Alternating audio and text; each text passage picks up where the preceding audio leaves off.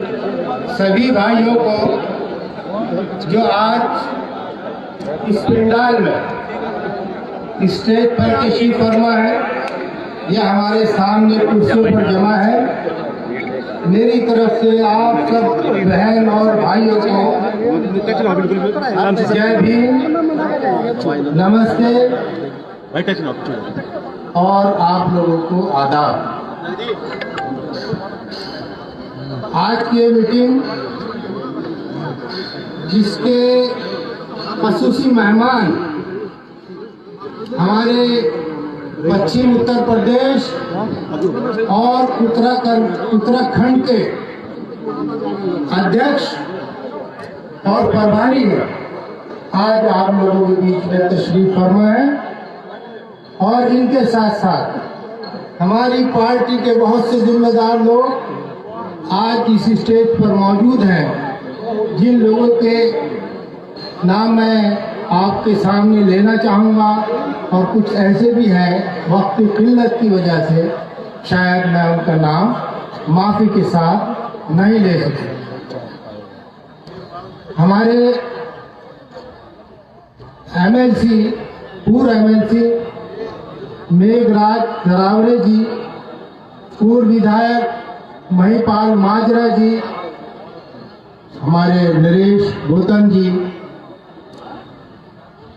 जनेश्वर प्रसाद जी, कुलदीप बालियान जी, rice Malik जो कि विधानसभा के प्रभारी हैं, राजेंद्र चौधरी साहब जो देवबंद विधानसभा के प्रभारी हैं,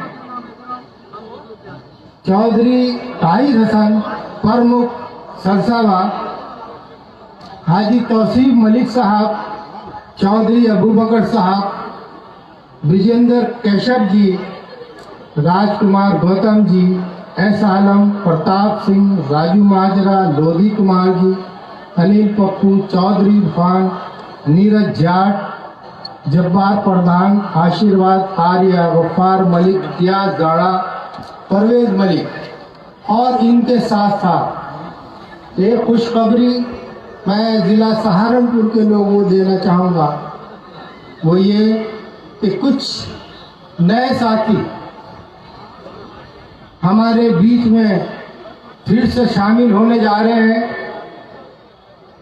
उनके बारे में हमारे जो पश्चिम उत्तर प्रदेश के प्रभारी हैं शमशुद्दीन राइन साहब, उसका खुलासा आप लोगों के सामने करेंगे, इसलिए माफ़ी के साथ मैं उन लोगों का नाम जाहिर नहीं करना चाहूँगा। और हम लोगों के बीच में हमारे मौजूदा एमएलसी महमूद भाई साहब और हमारे पूर्व प्रमुख राव लेट साहब भी तशरीफ ले आए हैं। इनके साथ और जो बबलू कुमार बलबीर भाई भी आए हैं, उनका स्वागत है, वो तशरीफ ला रहे हैं। मैं अपनी बात शुरू करता हूं। जैसा कि आप लोग जानते हैं कि 2022 में अभी इलेक्शन होने जा रहा है। हो सकता है वो जनवरी में हो जाए, फरवरी में हो जाए, मार्च में हो जाए, लेकिन आप लोग उत्तर प्रदेश की सरकार का फैसला करने जा रहे हैं और ये उसी की तैयारी है कि आज हमारे प्रभारी राइन साहब आप लोगों के बीच में बहन जी का संदेश लेकर आए हैं कि आने वाले इलेक्शन में हम लोगों को किस तरीके से काम करना है और किन लोगों के लिए काम करना है वो आपको बताएंगे। लेकिन चंद बातें मैं कहना चाहूँगा, खास तौर से यूपी के सरकार के बारे में और इसके साथ साथ जो हमारी भाजपा की दिल्ली की सरकार है उसके बारे में भी कहना चाहूँगा। आप लोग जानते हैं कि किस तरीके से आज हिंदुस्तान के अवाम के ऊपर यूपी के अवाम के ऊपर ये दोनों सरकारें जुल्म करने का काम कर रही हैं। आप जानते हैं कि आज मजदूर भी परेशान है, छोटा कारोबारी भी परेशान है, बेरोजगारी बढ़ी हुई है, महंगाई बढ़ी हुई है। ये सब इन सब चीजों की जिम्मेदार यूपी और दिल्ली की सरकार है। देखिए, आपके सामने किसानों का आंदोलन 1 साल से ज्यादा दिल्ली और पूरे हिंदुस्तान के अंदर चलता रहा और आखिरकार किसानों की शहादत ने, किसानों की जद्दोजहद ने इस मौजूदा सरकार को मजबूर कर दिया कि वो तीनों कानून, काले कानून वापस ले। ये जीत है हिंदुस्तान के अवाम की। अभी तक मौजूदा सरकार, चाहे वो दिल्ली की हो, चाहे वो यूपी की हो, अजीब से घमंड और गुमान में रहती थी कि जो फैसला हमने कर लिया अब उसको कोई चैलेंज करने वाला नहीं। लेकिन हिंदुस्तान के अवाम ने दिखा दिया कि हिंदुस्तान का अवाम और खास तौर से किसान किसी भी तरह का जुल्म और ज्यादती बर्दाश्त ज्यादा देर तक नहीं कर सकता। अगर ये सरकारें गलत काम करेंगी, इनको झुकाने का काम हम लोग कर सकते हैं और इनको हटाने का काम भी आवाम और हिंदुस्तान के लोग कर सकते हैं। इसलिए मेरी आपसे दरख्वास्त है कि वो दिन आ गए जिसकी शुरुआत हमारे हिंदुस्तान के 5 सूबे में इलेक्शन होने जा रहा है, उसकी शुरुआत भारतीय जनता पार्टी को हटाने का काम शुरू कर दिया है। और मैं आपसे दरख्वास्त करूंगा कि ये काम हमारे जिला सहारनपुर से शुरू होना चाहिए, उसमें आप लोगों की मदद और हिमायत चाहेगी। आप जानते हैं कि महंगाई का क्या हाल है।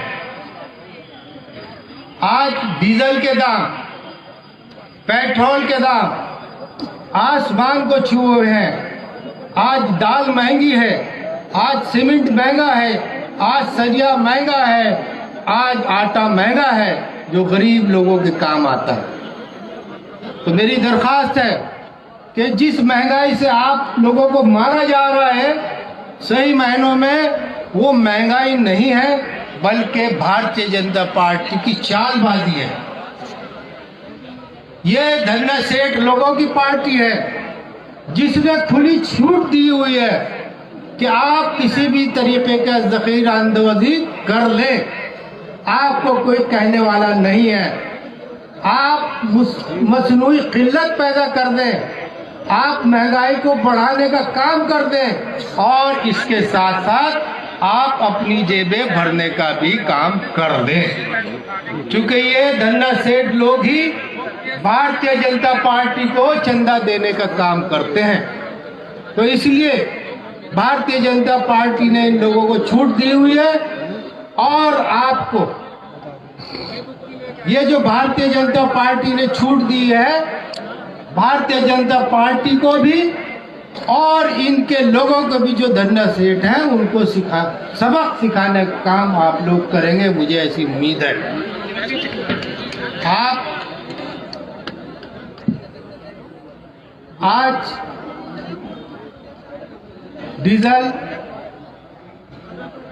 90 रुपए, पेट्रोल 100 रुपए, दाल जो पहले 100 रुपए हुआ करती थी आज वो 200 और 250, आटा जो 25 रुपए हुआ करता था आज 50 रुपए से ज्यादा। ये सब के सब भारतीय जनता पार्टी की देन है।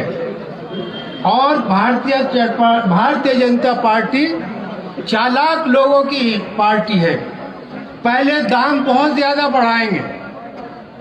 पहले दाम 70 रुपए हुआ करता था डीजल का, उसको 100 रुपए से ज्यादा ले गए, 120 रुपए और 110 रुपए। और फिर आवाम के जख्मों पर खोया रखने के लिए 10 और 20 रुपए घटा दिए। पहले 50 रुपए बढ़ा दिए, 20 रुपए घटा दिए और 30 रुपए उसके बाद भी ये धन्ना सेठ लोगों के जेब में जाता रहा। साथियों, जैसा कि आप जानते हैं कि हमारे मेहमान खुसूसी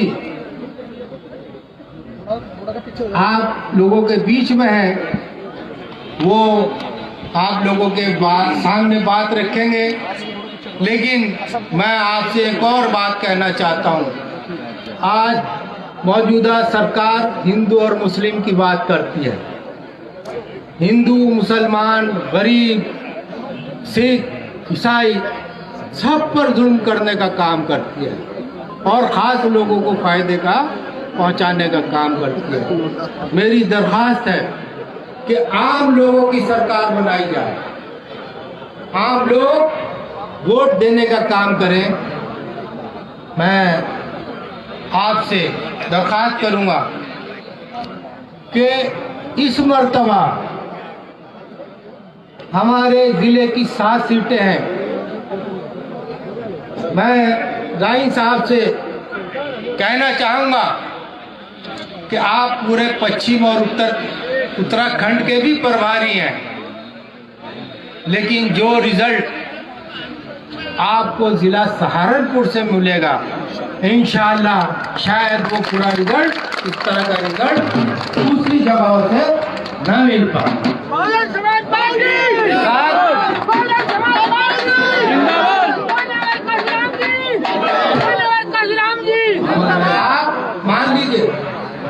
आप मान लीजिए इसकी शुरुआत जिला सहारनपुर से होने जा रही है और मुझे उम्मीद है कि इस 7 में से 6 सीटें बहन जी की झोली में जाने का काम होगा। मैं जो हमारे साथी शामिल हो रहे हैं उनका स्वागत करते हुए नाम लेने का, नाम बताने का काम हमारे राइन साहब करेंगे। कुछ ऐलान आपके सामने हमारे साथ राइन साहब करेंगे, लेकिन आखिर में एक बात कहना चाहूँगा कि कुछ लोग हमारी पार्टी छोड़कर चले गए हैं।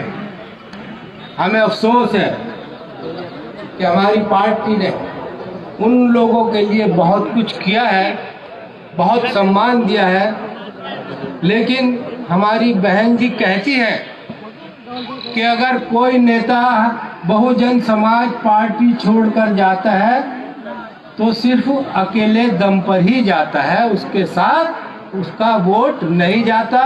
जो वोट बहुजन समाज पार्टी का रहता है वो अपनी जगह कायम रहता है। इसलिए मेरी आपसे दरख्वास्त है कि आप जोश और खरोश के साथ ये मैसेज देने का काम करें कि आप पहले भी एकजुट थे और आज भी एकजुट हैं। मेरी तरफ से आपका बहुत बहुत धन्यवाद। हमारे राइन साहब तशरीफ लाए, उसके लिए मैं उनका धन्यवाद देता हूं कि उन्होंने अपना कीमती वक्त यहाँ दिया। सभी को मेरी तरफ से जय भीम, जय भारत। सांसद जी बहुत बहुत धन्यवाद।